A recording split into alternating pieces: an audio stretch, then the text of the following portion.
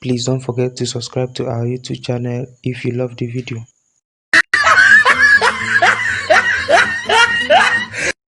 Apostle will hear of this. Hey! I hear me, by me. Oh, Mumu, not too much. There is God, oh.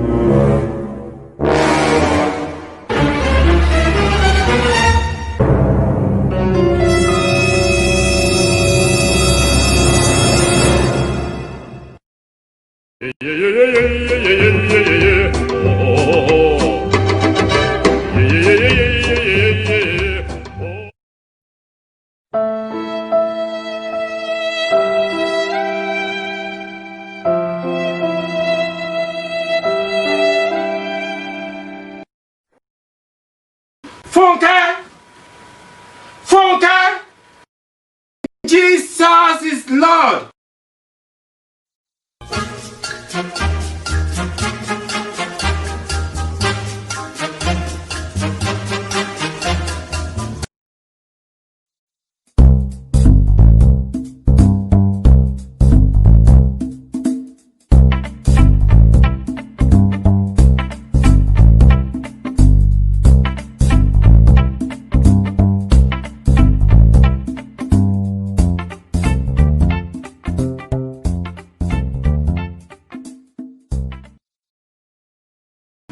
Irú ọmọ wo wá rèé nítorí Ọlọ́run mo jẹ jìyà lórí àwọn ọmọ yìí o.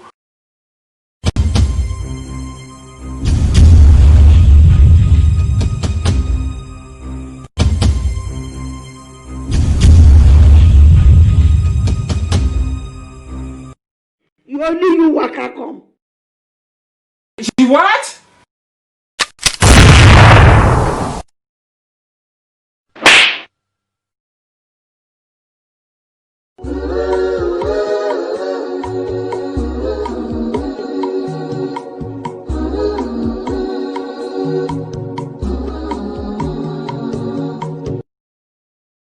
Will you keep quiet?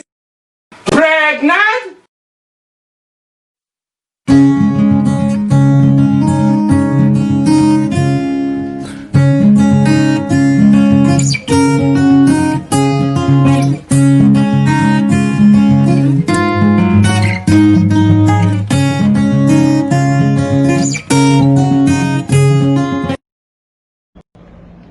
How many times would they tell you before you know that Nigeria is not for you?